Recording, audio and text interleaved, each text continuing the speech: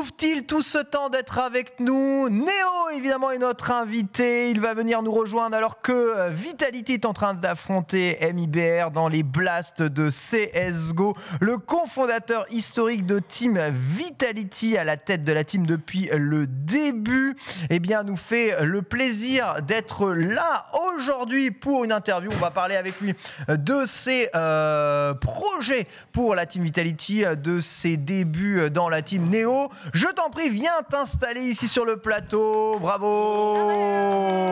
Bonjour. Hop là. Je fais à mon fils ces derniers temps avec Olé. Il suit tes mouvements. Ouais, il fait la Corée. Ouais, il fait la Corée. Il est en plein dans ça, ouais.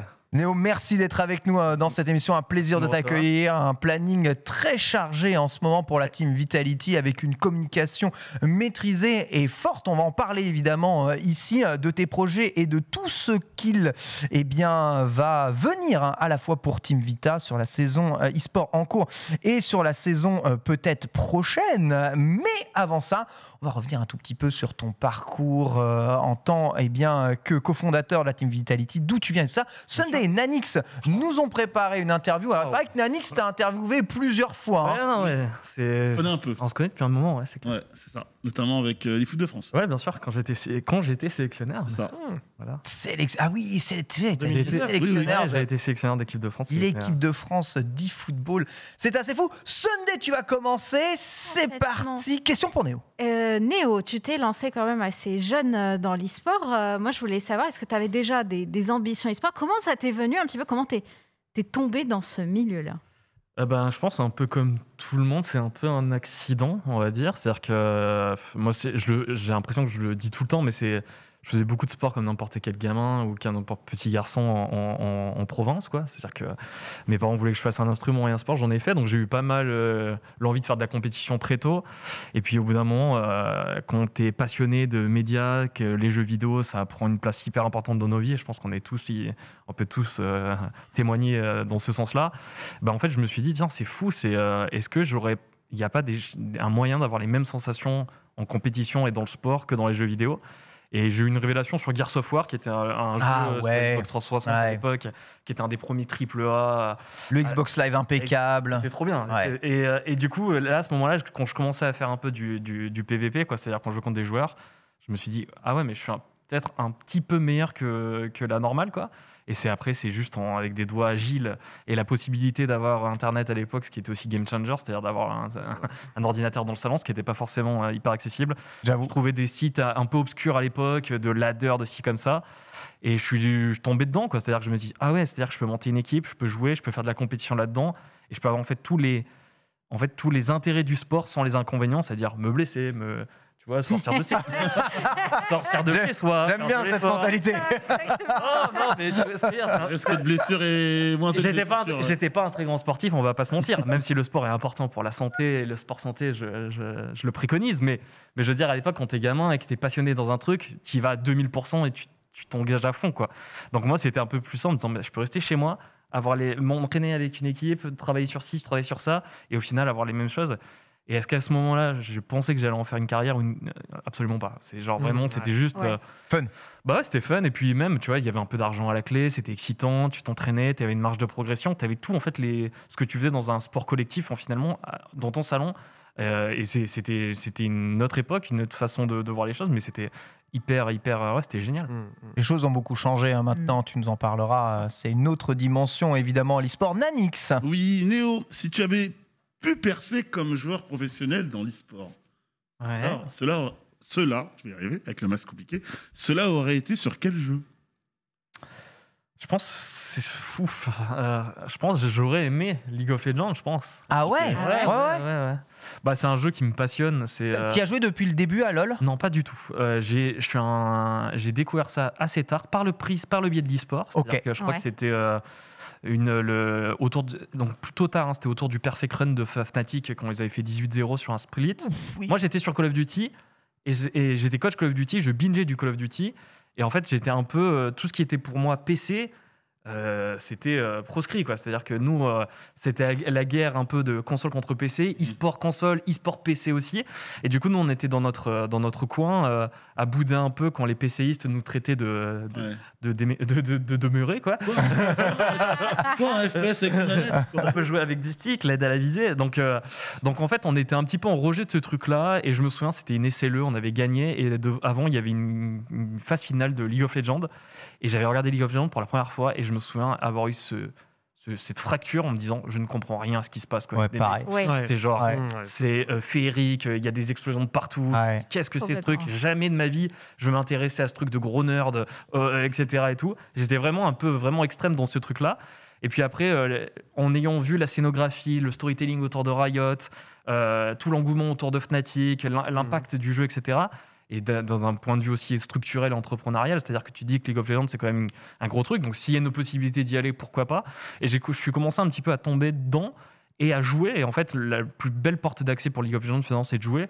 Et pour moi, aujourd'hui, c'est le jeu le plus satisfaisant, quoi. C'est-à-dire sur la marge de progression, sur le fait que le jeu se renouvelle en permanence, le storytelling qui existe. On le voit encore avec la LFL hier soir.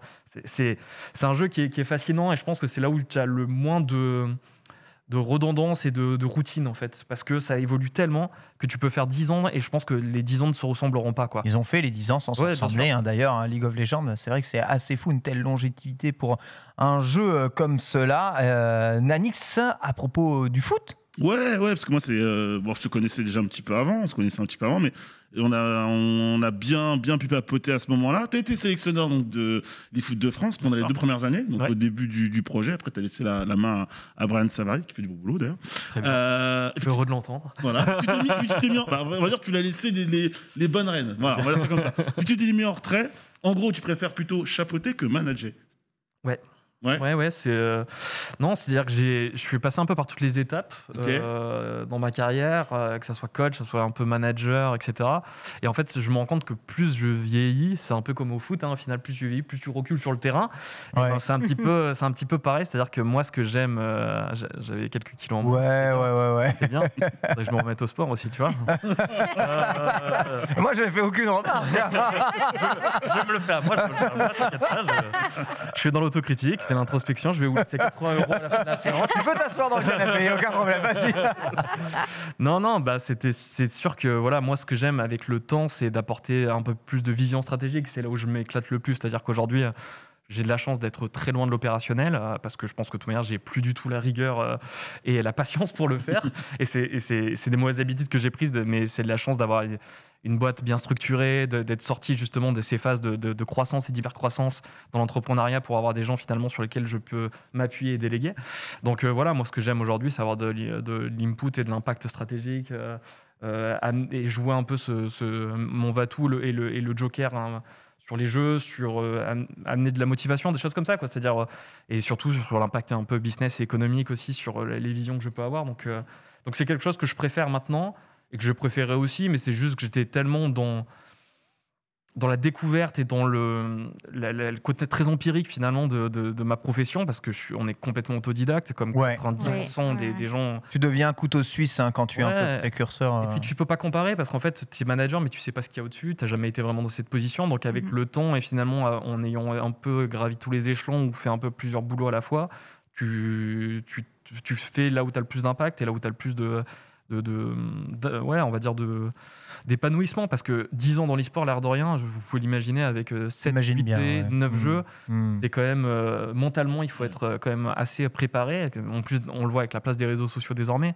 Donc, il faut qu'il y ait vraiment une sorte de de résilience, mais à la fois une forme de distance et de renouvellement par semaine, parce que sinon c'est l'histoire sans fin, quoi. C'est tous les jours, c'est le jour de la marmotte et c'est et au bout d'un moment, tu refais toujours les mêmes choses et je pense que ça devient mécanique et c'est ça qui te tue un peu la passion, quoi. Alors justement, avec les scandales qu'il y a eu en fin d'année dernière, notamment au Worlds, on n'a jamais autant parlé des coachs sportifs de team e-sport. Quel est ton point de vue là-dessus ? Tu penses qu'il y a une véritable crise des coachs en e-sport ou ça manque de maturité, le milieu, de manière générale? Je pense un manque de maturité. Je pense que c'est une faiblesse dans l'écosystème de manière générale. Il y a très peu de formation et d'éducation des coachs. D'ailleurs, la plupart des coachs ne sont pas des coachs. Ce sont souvent des amis de joueurs, des anciens joueurs professionnels, c'est-à-dire qu'ils ne sont pas formés, éduqués à manager un groupe, à gérer un groupe, à construire des entraînements, parce que ça se prépare un entraînement. Ouais. Donc aujourd'hui, je pense qu'effectivement, il y a un vrai... il y a une sorte de vrai, de vrai manque, en fait. C'est-à-dire que les mecs sont souvent des coachs tactiques et stratégiques, avec des vrais inputs sur le jeu. Ça, on ne leur enlève pas. Mais c'est-à-dire que tout ce qui est l'appréhension et la compréhension, finalement, de la gestion d'individus, délégués à avoir un staff, la mise en place de routines, bosser avec des... La gestion des réseaux. Ouais, et puis ça, je pense que ça fait partie d'un tout qui est un petit peu organisationnel et lié à la structure, qui doit mettre des ressources à disposition. Mais le coach... Pour moi, aujourd'hui, dans l'e-sport, doit être un peu plus un manager à l'anglaise, c'est-à-dire une sorte de head coach. Il est capable finalement de déléguer, d'avoir des meetings avec ses assistants, avec ses préparateurs, etc. Et je pense que malheureusement, aujourd'hui, c'est un gros manqué. Et il y a une sorte aussi d'urgence aussi du résultat, avec une sorte de compétition qui est incessante, où les gens s'attendent à des résultats très court terme. C'est-à-dire que même si tu vas faire la tournée des meilleurs en disant c'est un projet sur 2 ans, les mecs, si au bout d'un mois tu joues mal, c'est déjà un peu la crise, quoi. Ça reprend le modèle du foot quelque part. Oui, c'est ça. Et puis le foot aussi, et même le sport co de manière générale, ont introduit au fait que le coach est le fusible le plus évident aussi. Donc je pense que ça les met dans une forme de précarité et de temps en temps l'absence d'impact qu'ils peuvent avoir, parce que le fait qu'ils ne peuvent pas parler pendant les parties, ou qu'ils sont dépendants finalement de pauses ou d'après-game. League of Legends, le coach, il prépare sa draft, il fait ses révisions d'entraînement, mais il ne peut pas parler pendant ses joueurs. Il dépend finalement de l'autonomie et l'indépendance qu'il a donné et inculqué à ses joueurs pour le faire. Et je pense que du coup, ça crée des situations où les mecs sont un peu entre le marteau et l'enclume. Et du coup, ça les amène dans des travers qui sont impensables et sur lesquels l'e-sport doit avoir une tolérance zéro, c'est-à-dire la triche. Et ça, j'avoue. Et ça, c'est ce qui s'est passé un petit peu. CSGO, CSGO, vague de bannissement, je sais pas comment on dit, de banniment, je sais pas. Et c'est regrettable. Et ça, encore une fois, les gens qui se sont fait épingler pour ça, ils ont ce qu'ils méritent, parce que ça ne doit jamais arriver dans la triche dans l'e-sport, c'est un peu notre dopage, quelque part. Il y a du dopage aussi. Il y a du dopage aussi. Il y a du dopage, il y a de la triche. Je veux dire, voilà, non, Call of, il y a eu du dopage. CSGO, il y a eu du dopage aussi. C'est vraiment un truc de ricain, le dopage. Ça existe, attention, ça existe en Europe, il y a eu des cas, mais c'est vraiment un truc quand même de ricain. L'Adderall, exactement, qui est en français, qui est de la Ritalin, qui est la drogue un peu universitaire du mec qui, la veille des examens, va prendre 3 cachets pour lire l'intégrale du petit Robert. C'est regarde avec des yeux comme ça. Exactement.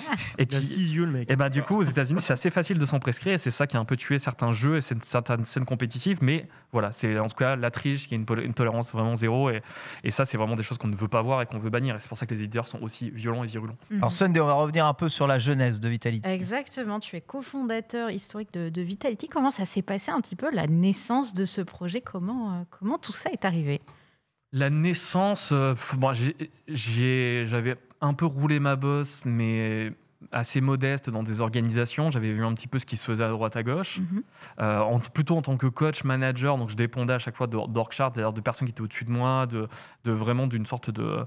Et au final, on se rendait compte qu'on apportait davantage aux structures que ce que les structures nous apportaient. C'est-à-dire qu'en fait, je faisais le travail de manager, de booking, de tout ce qu'ils faisaient, etc. Et eux n'étaient pas finalement à ce niveau-là, c'est-à-dire de raconter des histoires, d'être sur cette tonalité. On était vraiment dans un entre-deux entre l'e-sport, entre guillemets, un peu associatif, qui commençait un peu à se structurer en entreprise, mais doucement. Mais c'était encore l'e-sport des années 2000 qui était géré un peu par les trentenaires de l'époque.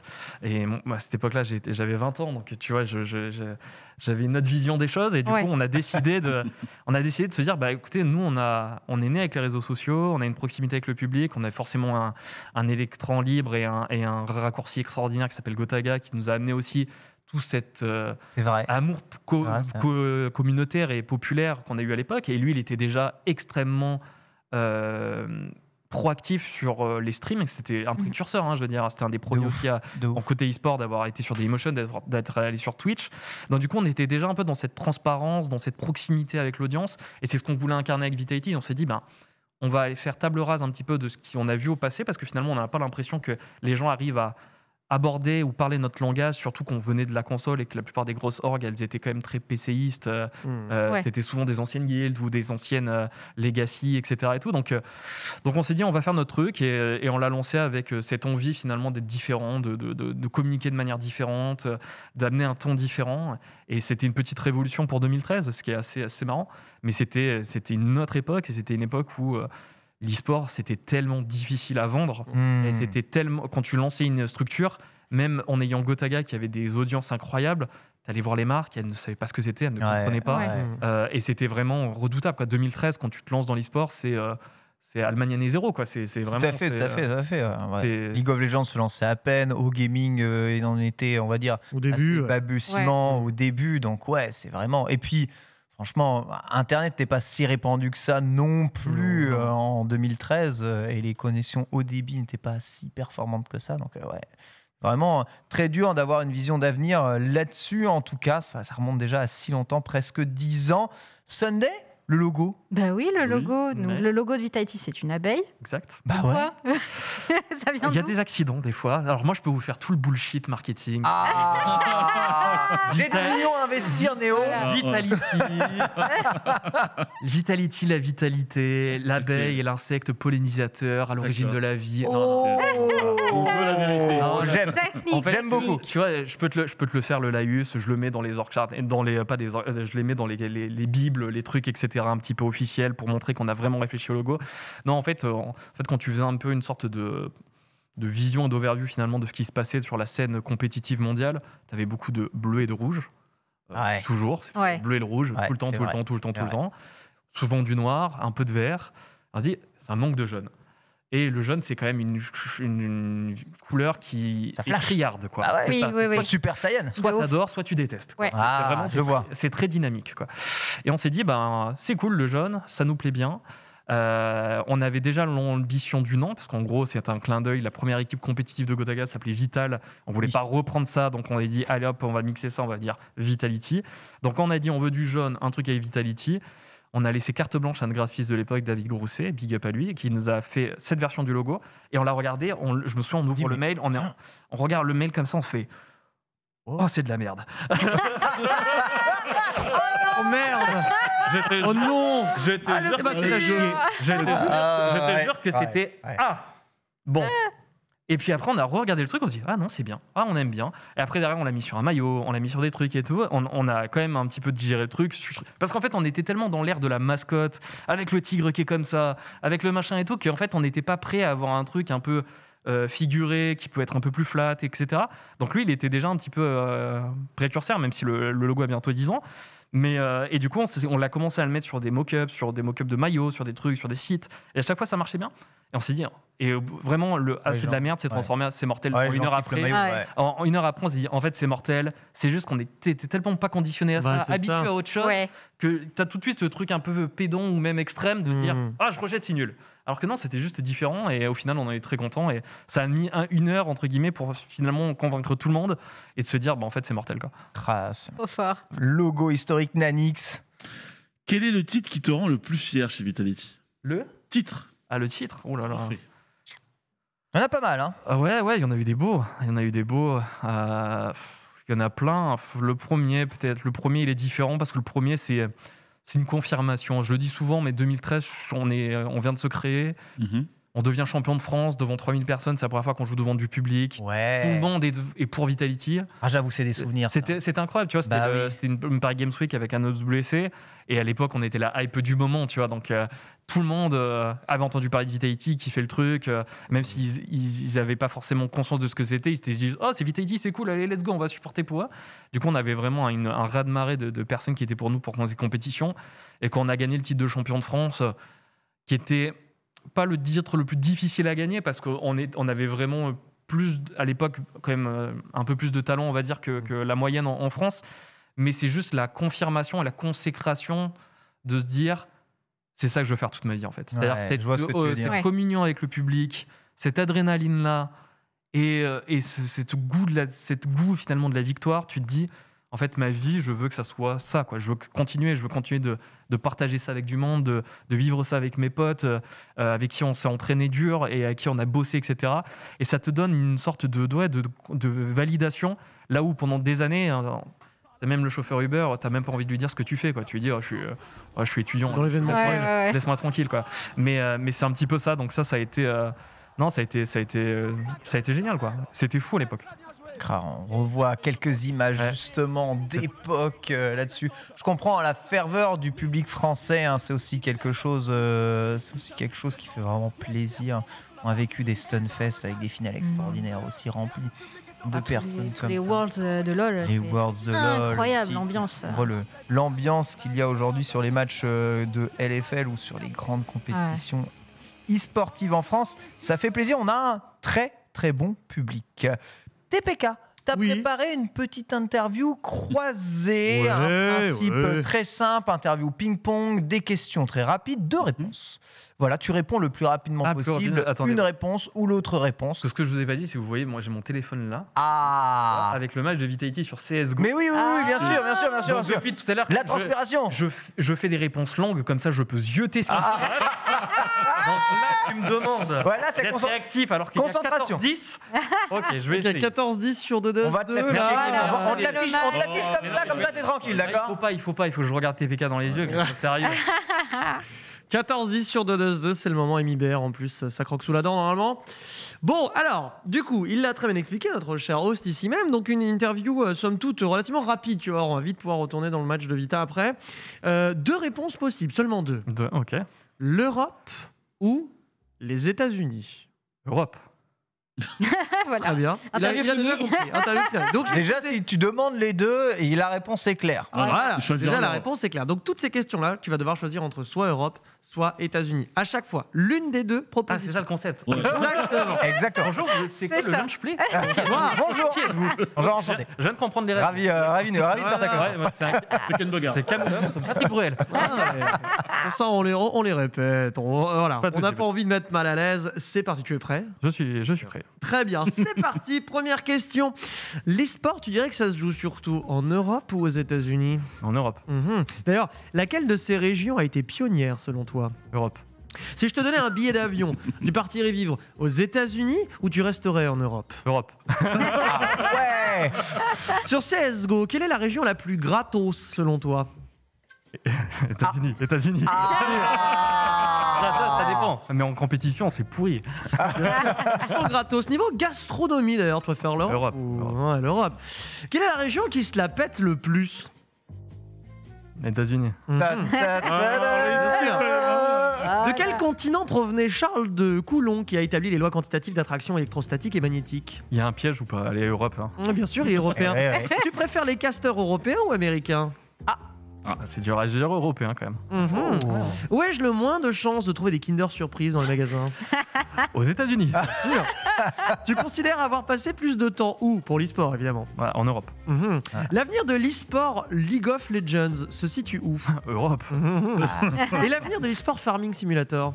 Je pense aux États-Unis pour le coup. En parlant d'exploitation agricole, t'es plutôt petite biquette en pyjama ou poule qui porte des pantalons? C'est dur de répondre vite là. Europe ou États-Unis? Europe ou États-Unis? Allez, poule, je sais pas. En parlant de pantalons, quelle région dévalise le plus le merchandising Vitality? Europe. Ouais. Et est-ce que c'est possible de mettre le pull noir avec la petite signature de côté? Parce que PM, votre coach Vita, il dit que c'est pas possible. C'est vrai? Ouais. Il aime pas? Si, il l'adore. Ah, il adore. À chaque fois que je lui dis de m'en rapporter un. Ça, on peut se s'arranger. On peut s'arranger.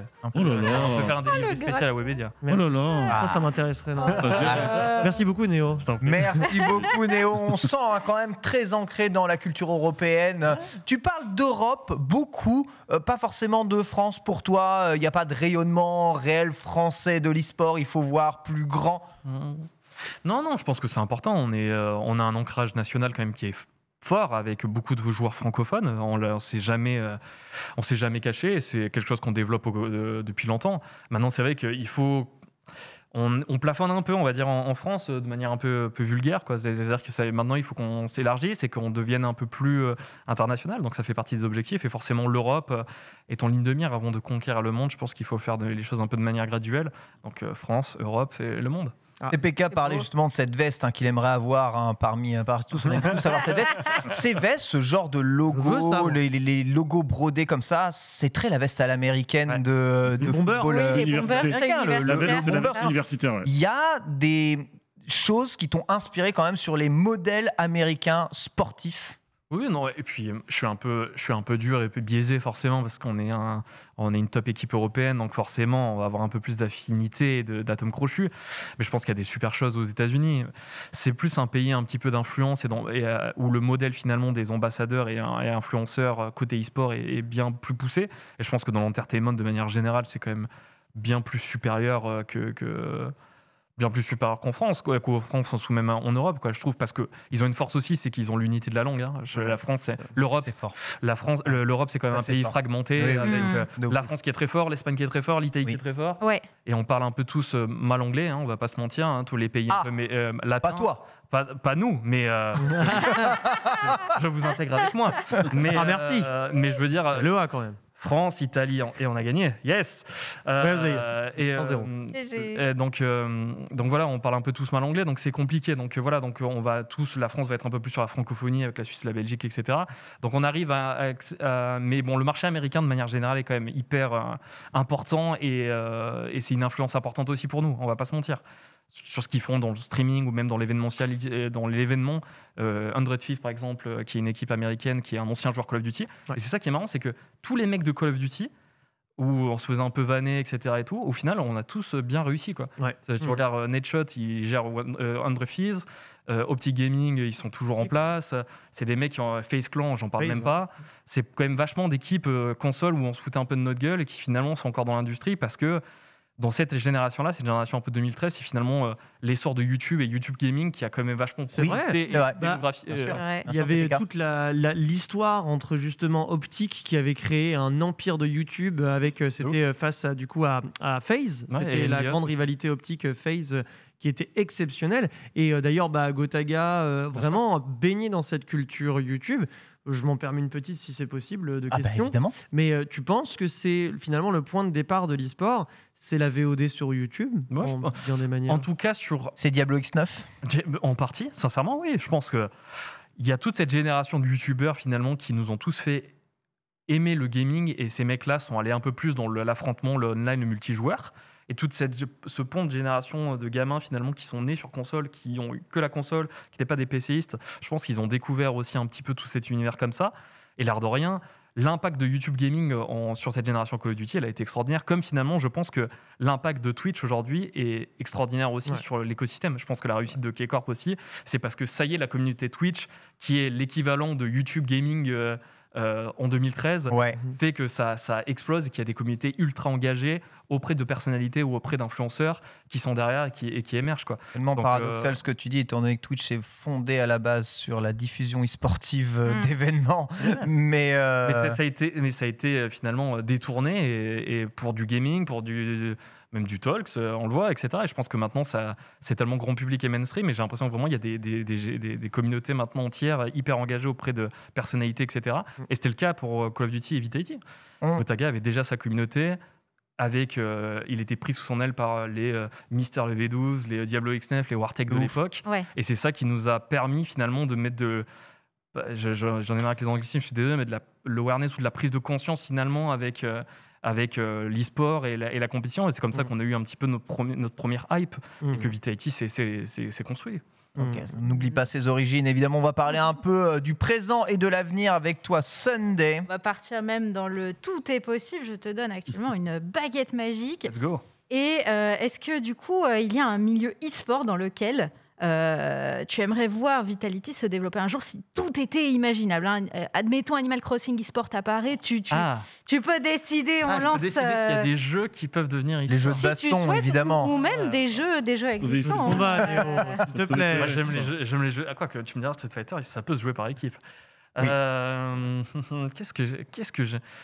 Ouais... T'estimes aujourd'hui que tu t'es développé, on va dire, dans la plupart des disciplines que tu souhaitais? Il y a forcément une petite envie de Dota 2 de temps en temps qui vient parce que ça titille. Ça titille parce que c'est d'autres communautés, quoi. C'est-à-dire que ça touche vraiment vraiment les pays de l'Est, Ukraine, Russie et Malaisie, Philippines, etc. Donc c'est des pays qu'on a du mal à adresser. L'envie Dota 2, quand même, elle est un peu présente. Après, la petite baguette magique sur des jeux pour lesquels ça fonctionne, il faut que je réfléchisse à quel jeu je suis bon pour me faire un ego trip. Mais en fait, je suis pas très bon à beaucoup de jeux. Donc, Et l'e-sport mobile. Moi, si, par contre, je suis un gros hardcore fan de Wild Rift, moi. Ok. Moi, j'aime beaucoup à titre perso. C'est le seul jeu sur lequel que j'arrive à jouer. Parce que 15-20 minutes, c'est tout ce que je peux consacrer aujourd'hui aux jeux vidéo. Bien sûr. Entre la parentalité, le travail, plein de choses, un peu de repos si possible. C'est vrai que j'arrive pas à m'investir sur des parties de 45 minutes, 50 minutes qui peuvent être des tilters de temps en temps. C'est le cas sur League of Legends, sur PC. C'est-à-dire que c'est un jeu extraordinaire, mais qu'est-ce que c'est difficile des fois de gérer la communauté et le temps de jeu que ça représente. Mais Wild Rift, j'aime bien. C'est un bon parti pris. Et moi, je suis un gros believer de l'e-sport mobile. Et je me reconnais un peu dans l'e-sport mobile. Parce que ça ressemble à mon e-sport console que je vois ce que tu veux dire. Non, pardon. TPK.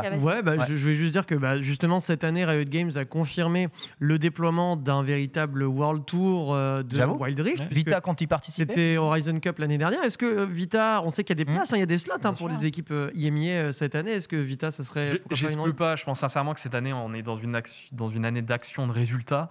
Donc pour moi, ça veut dire qu'il faut continuer d'être laser focus, d'être concentré à fond sur les jeux sur lesquels on est en compétition. D'accord. Parce qu'on a beaucoup à faire et beaucoup à prouver cette année, surtout. On a un beau line-up, des beaux objectifs, des belles ambitions. Et je pense que cette année, le plus important pour nous, c'est pas de penser à une expansion, mais plutôt à comment finalement on devient très efficace et on trouve la bonne formule pour soulever des titres majeurs. Et c'est ce qui nous intéresse. Donc, je ne ferme pas la porte à des expansions, mais je n'ai pas la sensation que ça sera à l'ordre du jour. Du moins, parce qu'aujourd'hui, je veux que mes ressources et mes unités soient concentrées sur ce qui importe et les compétitions qu'on joue. Sunday, tu voulais rajouter ? Oui, tu nous as cité Wild Rift comme jeu auquel tu joues encore en ce moment. Est-ce qu'il y a d'autres jeux auxquels tu mets un peu les patounes ? Un jeu du cœur. Un jeu du cœur. Un jeu du cœur. Quelque chose demandé par le chat. Ton jeu de cœur. Moi, c'est Street Fighter 2. Un jeu de cœur. C'est quoi mon plaisir coupable ? En fait, j'ai plein de trucs nostalgiques, mais pas des jeux de cœur. C'est-à-dire, jeux de cœur. Je retombe souvent dans des arcs Pokémon et Zelda, forcément. Parce que Breath of the Wild, c'était forcément je vais pas te mentir, j'arrivais plus du tout à jouer en offline. C'est-à-dire que j'arrivais. À part le dernier que j'avais fait vraiment, que j'avais bien soudé, c'était Oblivion. J'avoue. Et c'était le seul où vraiment je m'étais investi, même BioShock, j'avais eu du mal à rentrer dedans alors que c'est un bête de jeu, mais c'était la fin de mon époque entre guillemets offline. Et le seul qui m'a un peu réconcilié avec ça, c'est le dernier Zelda où sincèrement j'ai pas vu l'heure passer, je me levais comme un gamin à 9h pour jouer Donc c'était vraiment le jeu qui m'a un peu plu, et on va dire que Zelda ça a toujours une place particulière par rapport à ça Après, j'ai des trucs nostalgiques, plus. Je me souviens de moi jouant en Medieval quand j'étais gamin. Et j'ai vu qu'il était remasterisé, mais j'ose pas y aller. Non, mais ose pas. Il faut pas. Non, faut Parce pas. que déjà, j'ai été vachement déçu du Crash Bandicoot remasterisé. Ah ouais? Je l'ai trouvé beaucoup plus difficile. Mais il est dur de fou. Parce que quand j'étais gamin, c'était d'une facilité limpide, Et ils l'ont fait, et je trouve qu'il manquait de la sensation, C'est-à-dire que quand tu l'as dans la main, c'est pas le même jeu.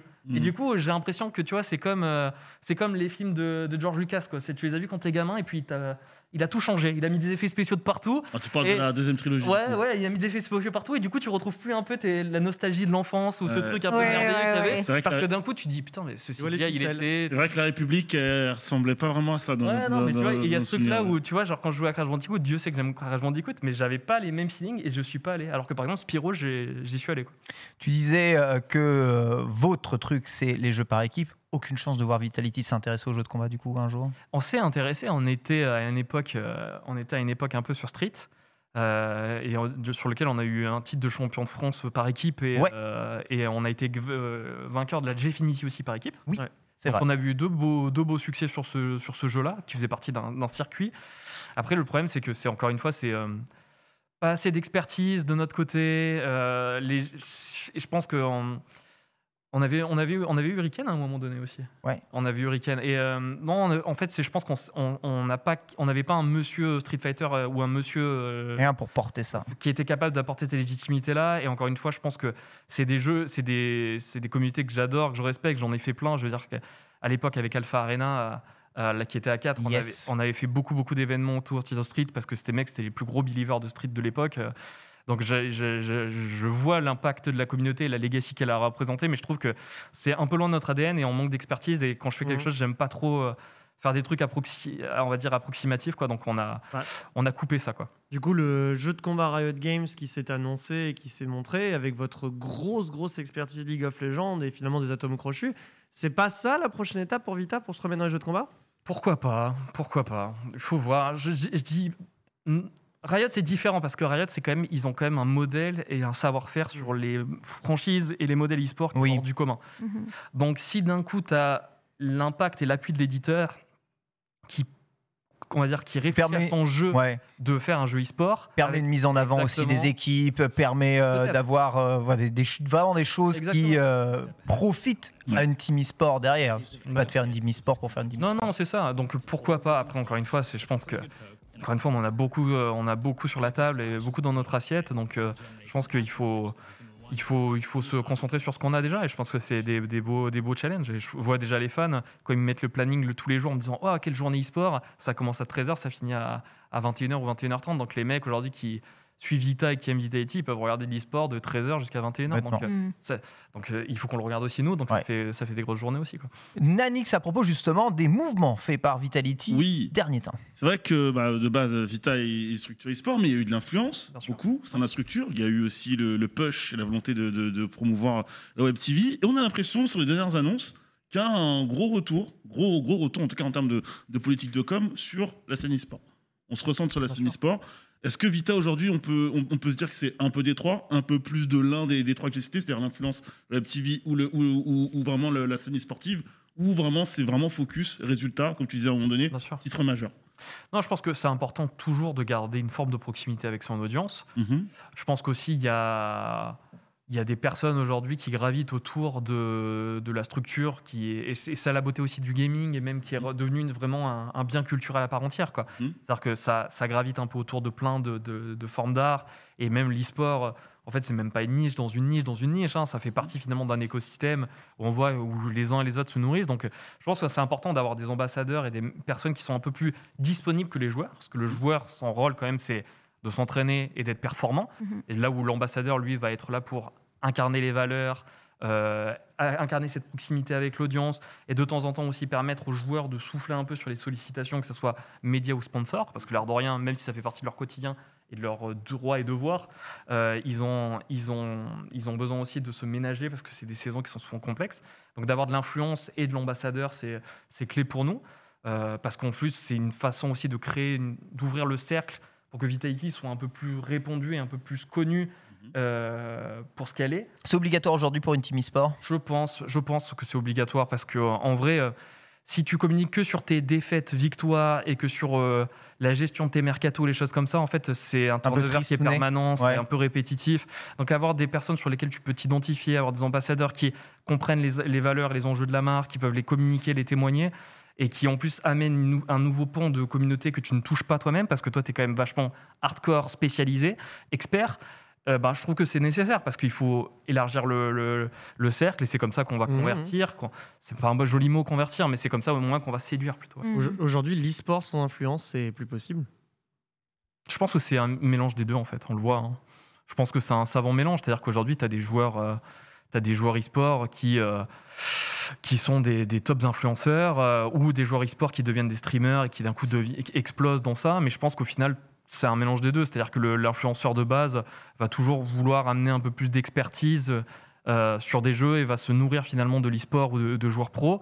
Et je pense que finalement, c'est un savant mélange, quoi. C'est interconnecté, quoi. Donc, mais il y a vraiment des joueurs qui arrivent à la fois à maintenir un niveau mondial et bien avoir une carrière d'influenceur niveau mondial, comme dans le sport traditionnel, par exemple, tu vois. Tu prends Lionel Messi, niveau mondial au foot, mais niveau mondial sur Instagram aussi, tu vois. Ouais. Je pense que ça doit exister.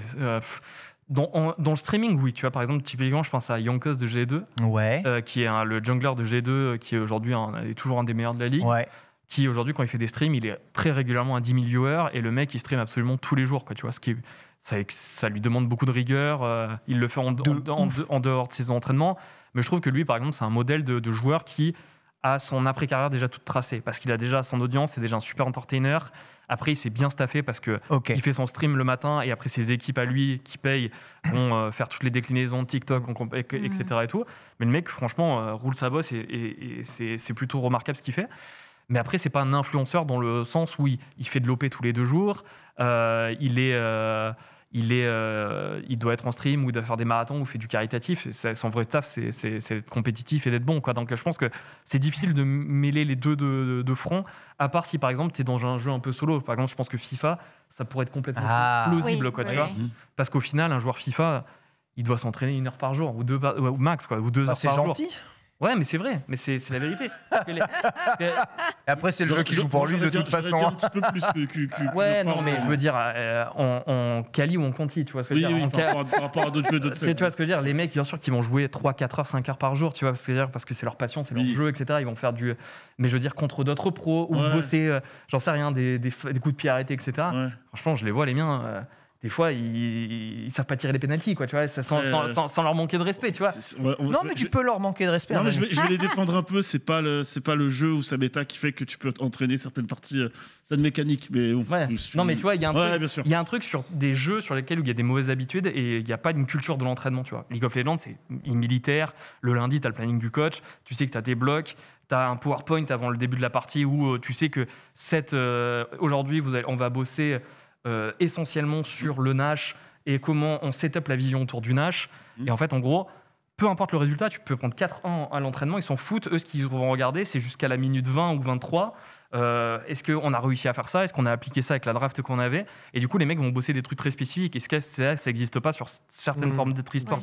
Et c'est pour ça que, tu vois, je pense à un FIFA ou même un Rocket League, tu vois, c'est là où tu peux avoir un peu plus de temps et pour être un influenceur ou un top influenceur, tu vois, parce qu'au final, même Rocket League, en équipe, ils doivent s'entraîner 2 heures, 2 heures et demie par jour. Ils doivent faire un best of 3, un best of 4 par jour ou un best of 5, et c'est tout, quoi. Ils n'ont pas cette culture, finalement, de l'entraînement ou de la construction de l'entraînement, quoi, tu vois. Et ça, c'est les jeunes scènes ou les scènes de 1 contre 1, quoi. Après, les mecs ont sans généralité, parce que Street Fighter, les mecs ont moins de motivation, peut-être à créer des modules. Dans le Tibet Team, tu as les ouvertures de packs et les trucs à faire, donc ça crée aussi de l'engagement avec ton public, ce que tu n'as pas forcément sur d'autres jeux, quoi.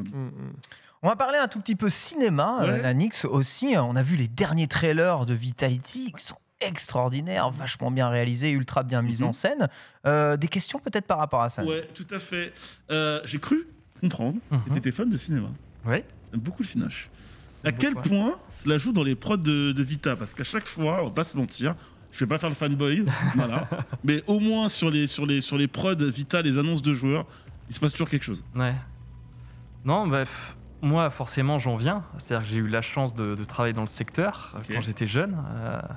Putain, c'est terrible. Fut un temps. T'inquiète pas, je veux dire. Non, c'est-à-dire que quand j'ai commencé à créer Vitality, je pensais pas du tout en vivre un jour. Donc j'avais un vrai, je vais pas dire un vrai métier, parce que c'est péjoratif, mais j'avais un plan A, quoi. Oui, un plan A, voilà, c'est ça. C'était un plan A parce que c'était Vitality plan B. Et à l'époque, on pouvait pas savoir qu'on allait en vivre ou même en vivre très correctement. Donc moi j'ai fait des études de montage dans un BTS. Et j'ai eu la chance de commencer très jeune, après un stage qui s'est bien passé sur plein de rebondissements, blablabla, où j'ai commencé déjà sur scène de ménage quand j'avais 18 ans et demi, un truc comme ça, et demi, et 3 quarts et 5 jours. Et donc du coup j'avais un peu roulé ma bosse et j'ai fait 4 ans à la télévision. J'ai fait 2 films après qui m'ont un peu la télévision m'a ouvert les portes du cinéma, où j'ai fait 2 films. J'ai fait Five d'Igor Kottesman et Gangsterdam de Romain Lévy. Ouais, d'accord, t'as bourlingué. Et du coup j'étais assistant monteur. C'était marrant parce que c'est difficile parce que je menais ma vie d'entrepreneur qui commençait un petit peu à exploser, façon de parler, mais où j'étais vraiment à un moment où il fallait que je me dise, allez, il faut que j'y aille à 2000%, parce que c'est trop gros. Faire ce genre de choix. C'est trop gros pour ne pas y aller, mais en même temps, je suis en train de réaliser un peu mon rêve à côté, c'est-à-dire que je commence à rentrer un peu dans l'industrie du ciné, c'est ce que je voulais faire depuis que j'étais gamin. Donc du coup, il y a eu un choix un peu à faire, et au final, le cœur l'a plus emporté, même si le cœur était vraiment tiraillé. Mais voilà, donc du coup, forcément, on a une vraie envie. De faire du qualitatif, de faire des trucs qui sont un peu game changer, et c'est ce qu'on a fait un petit peu, ce qu'on s'impose depuis quelques années avec notre direction artistique aussi, sur les affiches, sur la façon de communiquer. C'est-à-dire que on veut faire du beau, on veut raconter des histoires, on veut starifier nos joueurs, on veut qu'il y ait de l'impact et pas simplement surfer sur des hypes ou sur des choses comme ça, parce qu'il y a plein de... Voilà, c'est un peu paresseux, il y a pas mal de trucs qui sont paresseux. On a fait, même nous, des choses paresseuses dans le passé. Et je pense que là, c'était une belle opportunité, vu le degré d'ambition qu'on a côté e-sport, d'avoir un truc très cinématographique qui en impose et qui amène finalement un degré de storytelling intéressant. C'était pour annoncer un roster costaud aussi. Donc Ouais, c'est double roster avec CSGO et League of Legends. Ça en jette aussi. Justement, une question peut-être par rapport à ça, oui, Nanix. Toujours. Un film dédié à l'e-sport. Oui. Est-ce qu'un jour, tu auras envie de réaliser ou de jouer dans un film dédié à l'e-sport? Peut-être même un film autobiographique, j'ai envie de dire quelque part. Oui, ça me plairait forcément. Je pense que c'est quelque chose qui me plairait. Alors, autobiographie, j'en sais rien parce que j'attends d'avoir 70 ans avant de parler d'autobiographie. Oh, il y en a qui attendent pas si longtemps que ça, tu sais. Tu t'imposes un âge très élevé, je trouve. Ouais, non. Nabila, son autobiographie. Ouais. En fait, j'ai plein de choses à raconter. J'ai vécu plein de choses dans ma vie, mais en même temps, je trouve ça un peu... Excusez-moi de dire, mais à 30 ans, tu fais une autobiographie. Ok, je sais pas. Tu l'appelles partie 1 et on non, va mais vers on n'a pas tous eu ta vie, tu sais. Et puis en tant que précurseur dans un domaine, ça peut aussi donner des idées à tous ceux qui veulent Non, peut-être, c'est peut-être une conception complètement débile de ma part. Je m'en excuse, mais en fait, du moins, de mon prisme, je trouve ça un peu déplacé. Je pense que j'ai encore plein de choses à vivre et à apprendre par rapport à ça. Après, sur le côté un peu fictionnel, bien sûr que j'ai envie de voir ça. Maintenant, si je vois un truc e-sport aujourd'hui, j'ai pas envie que ça soit un truc de bien-pensance avec des quotas, quoi.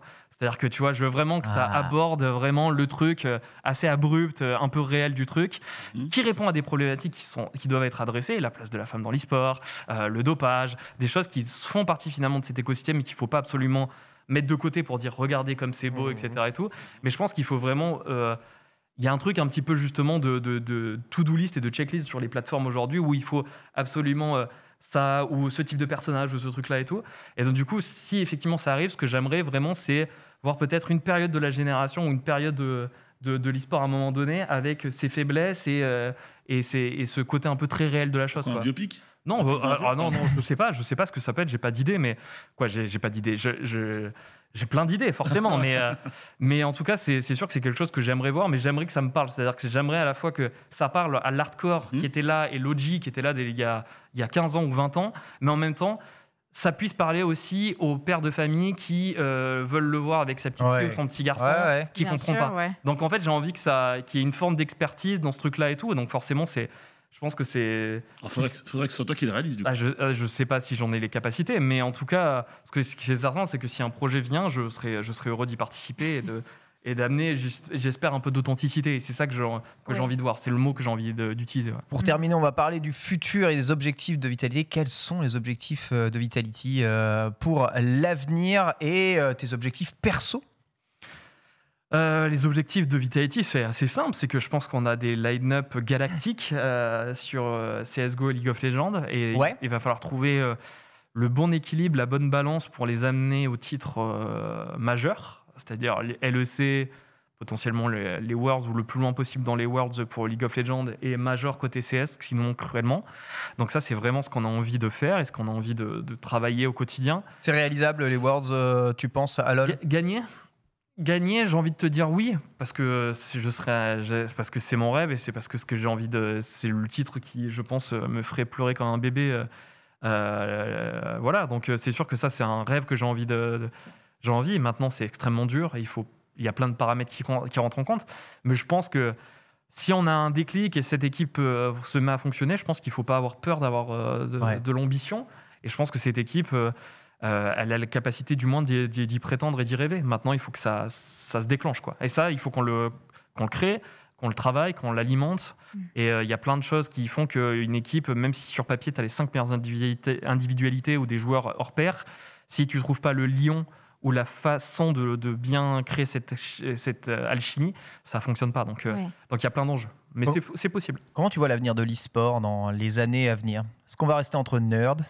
Non, je pense qu'on n'est plus entre nerds, ça y est. Fini ? Je pense qu'on est complètement sorti du placard. Je pense que les joueurs de basket, les stars de cinéma, les pilotes de Formule 1 maintenant, c'est vrai.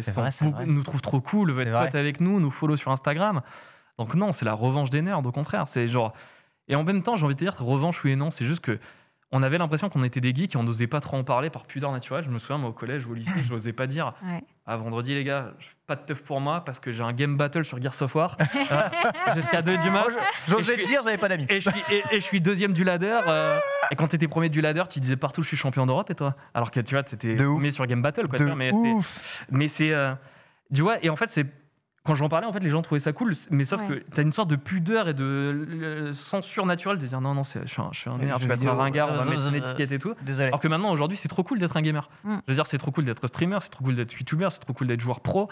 Je veux dire, c'est hyper inspirant, c'est compris. Les générations qui consomment de l'e-sport maintenant vont continuer de consommer de l'e-sport probablement toute leur vie. Et vu la vitesse à laquelle ça croît, moi, je pense qu'effectivement, c'est un métier d'avenir. Voilà, maintenant, il faut que...